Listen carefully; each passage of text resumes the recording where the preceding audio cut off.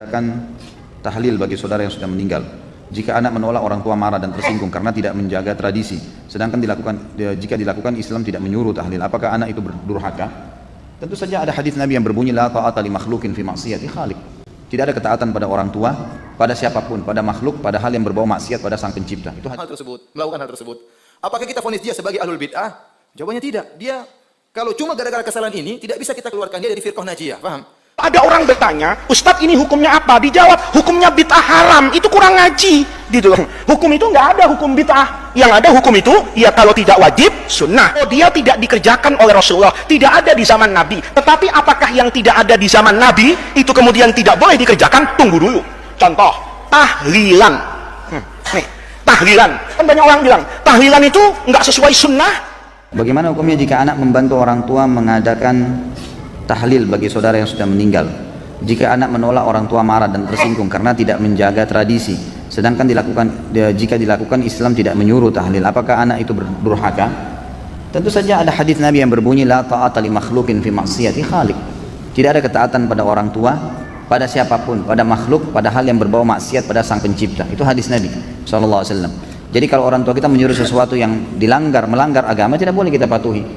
Itu tidak durhaka namanya. Kan? Perempuan disuruh buka jilbabnya atau dilarang sholat atau melakukan perbuatan-perbuatan bid'ah yang Nabi tidak contohkan, maka itu hak kita untuk menolak, karena itu haknya Allah Subhanahu wa Ta'ala. Contoh sederhana, banyak saudara-saudara kita terjerumus dalam praktek tahlilan. Kalau ada orang terjerumus dalam hal tersebut, melakukan hal tersebut, apakah kita vonis dia sebagai ahlul bid'ah?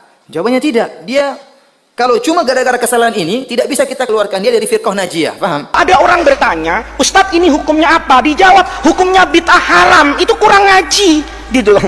Hukum itu nggak ada hukum bid'ah. Yang ada hukum itu, ya kalau tidak wajib, sunnah. Minimal mubah. Lawannya, ya haram. Agak ringanan sedikit, namanya makruh. Itu namanya orang belajar apa ini? Ahkam. Kalau bid'ah itu hanya ingin mengatakan wasfun.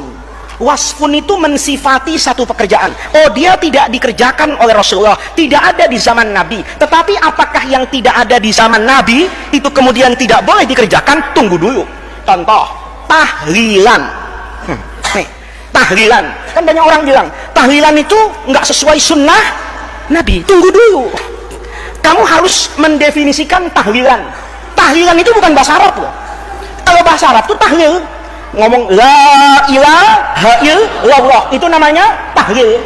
Tahlilan itu ada kumpul-kumpul dulu. Satu. Yang kedua, mendoakan orang yang sudah meninggal.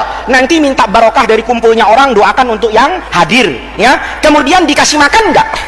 Ya, minimal aqua. Naik sedikit pakai snack. Kaya lagi nasi kotak. Super kaya motong sapi, kan gitu. Nah, itu namanya tahlilan. Mendoakan orang mati secara naluri agama itu sebetulnya sudah terbaca buat orang yang dekat dengan Al-Quran. Rabbana ighfir lana dzunubana wa li ikhwanina alladzina sabaquna bil iman. Itu artinya orang hidup menghadiahkan doa kepada orang yang meninggal. Itu satu.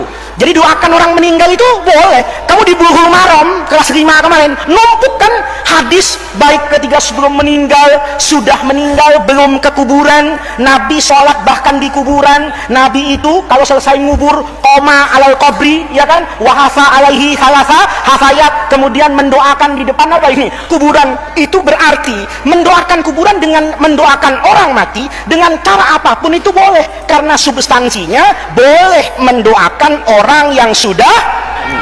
Sekarang hukum tahlilan itu apa? Nggak boleh. Terus hukum tahlilan itu kuncinya dikerjakan nggak sama Nabi? Lo nggak bisa. Kita saja terkait orang meninggal itu ada doa yang boleh, bukan boleh, harus kita baca di depan jenazah. Tapi kalau dibaca di depan Nabi, kamu jadi orang kafir. Nih, hati-hati gitu loh. Hati-hati. Nabi itu dulu didoakan nggak jenazahnya? Tunggu dulu gitu. Terus kamu doa kayak ngaji itu, belajar ini. Allahumma in kana muhsinan fazid fi ihsanihi wa in kana musian fatajawaz an sayyiati. Depannya adalah jasad Rasulullah, kafir kamu. Kenapa kafir? Berarti ragu-ragu. Nabi ini orang baik apa enggak? In kana muhsinan, in kana musian misalnya, enggak gitu, ya kan? Allahumma ighfirlahu warhamhu. Nabi jelas sudah ghafarallahu ma taqaddama min dzambihi wa ma ta'akhkhara. Jangan kemudian menyederhanakan masalah kayak gitu. Nabi ketika meninggal ditahlilin enggak? Lalu untuk apa? Gitu loh.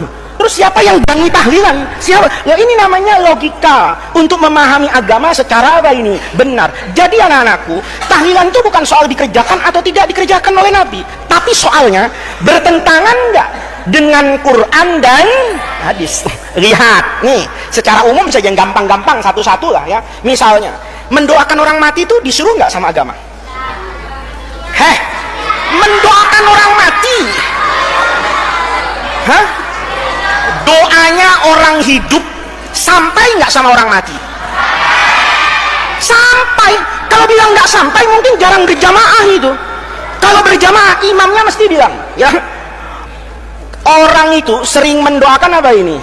Orang yang sudah sabakuna bil iman. Apa ayatnya? Rabbana firlana dzunubana wa li ikhwanina alladzina bil iman. Itu doanya NU Muhammadiyah apa orang Islam sedunia? Dijaga Karsa, ya kan? Dijaga Karsa di Jakarta Selatan, ke Bogor, ke Cirebon, ke Papua, ke Amerika, ke Jepang, ke Mekah. Doa itu ada nggak?